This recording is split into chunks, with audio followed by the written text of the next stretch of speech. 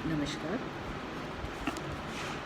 चंद्रगुप्त के विषय में हमारा व्याख्यान बीच में ही किसी तकनीकी कारण की वजह से रुक गया था। इसे उसी व्याख्यान का एक अन्य भाग समझा जाए। तो देख रहे थे हम चंद्रगुप्त के विषय में बात करते हुए कि चंद्रगुप्त जो है युवराज राजकुमार चंद्रगुप्त, वे अपने राज्य की दशा को देख रहे थे। राज्य की दशा को देखने के साथ साथ वे ये भी देख रहे थे कि रामगुप्त ने अपने जीवन की भोग विलासिता को इतना अधिक प्रमुख बना लिया था कि राज्य उसके लिए और प्रजा भी गौण हो गए थे। किंतु चंद्रगुप्त के लिए ये सब असहनीय हो उठा और उसने हथियार उठाया और शकराज को परास्त किया। नारी के वेश में वह शकराज के शिविर में प्रवेश कर उसका वध कर देता है और दुर्ग पर अपना अधिकार सुरक्षित कर लेता है।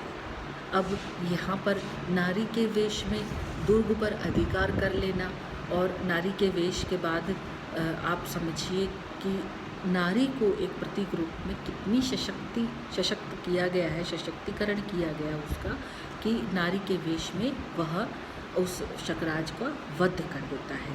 तो यहाँ नायिका प्रधान नाटक है और नायिका प्रधान नाटक को एक पुरुष पात्र और भी सशक्त कर रहा है। जैसा कि चंद्रगुप्त अपने पिता द्वारा घोषित ध्रुव स्वामी का पति था और कुल की मर्यादा के लिए उसने ध्रुव स्वामिनी और राजपाट दोनों को ही छोड़ दिया था, त्याग कर दिया था।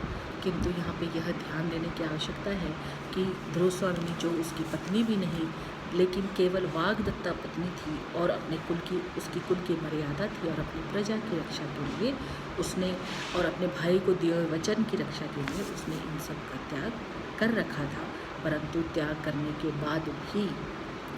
के बाद भी वह जब उसकी आवश्यकता पड़ती है तब वह उठ खड़ा होता है और उनकी रक्षा की प्रण करता है। परंतु जब देश में अराजकता फैल जाती है, पानी सिर से ऊपर आ जाता है, स्थिति अनियंत्रित हो जाती है, तब चंद्रगुप्त कमान संभाल लेता है और उसके सामंतों ने रामगुप्त का वध कर दिया। तदुपरांत शास्त्रीय विधि से ध्रुव स्वामिनी का पुनर्विवाह चंद्रगुप्त के साथ संपन्न होता है। आप ये समझिए कि उस समय में एक स्त्री को जो रानी है, जो उसी की पत्नी है, कहलाई जाने वाली पत्नी है, किंतु वह किसी और की पत्नी बन जाती है और उसको बाद में अपनी रक्षा के लिए दांव पर लगा दिया जाता है। ऐसी स्त्री की रक्षा के लिए चंद्रगुप्त का उठ खड़ा होना उसके पौरुष का प्रतीक है और उसके चरित्र के बारे में ये दिखाता है कि वह अन्याय सहन नहीं कर सकता। वह त्याग कर सकता है किंतु अन्याय नहीं, न खुद के साथ न किसी और के साथ। इस प्रकार चंद्रगुप्त का जीवन काल संघर्षमय था। वह बड़ा ही धैर्यवान और विनयी स्वभाव का था। धैर्यवान आप कह सकते हैं कि उसने त्याग किया, त्यागी था और धैर्य था उसके पास। उसने अपने जीवन को सदैव मर्यादित रखा और जनता की सुख समृद्धि के लिए सदैव सचेष्ट रहा था। चंद्रगुप्त में प्रेरक शक्ति की भरमार थी। वो प्रेरणा देने का काम करता था पूरे जीवन। वह एक आदर्श प्रेमी व मर्यादा का भरपूर पोषक था। वह वास्तव में शौर्य वीरता की मूर्ति था जो शकराज को ललकारते हुए उसका वध कर देता है। उसके आकर्षक व्यक्तित्व के कारण ध्रुव स्वामिनी उसकी प्रेम में निमग्न थी। चंद्रगुप्त में कर्तव्य परायणता जैसे गुण कूट कूट कर भरे थे।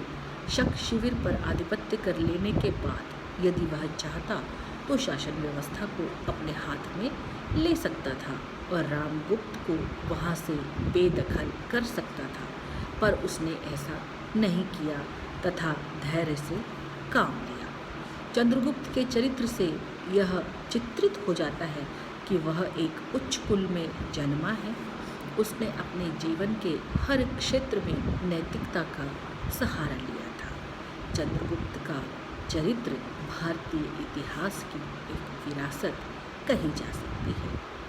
आप इस चरित्र चित्रण के माध्यम से विद्यार्थियों आप ये समझ सकते हैं कि यदि एक राजकुमार हो, यदि एक पुरुष हो, यदि एक राजा हो, यदि एक प्रेमी हो, तो उसे चंद्रगुप्त की तरह होना चाहिए, जो अपने सहारे पर आई हुई स्त्री का रक्षक बने, अपनी प्रजा का रक्षक बने और एक मर्यादित राजा भी बने।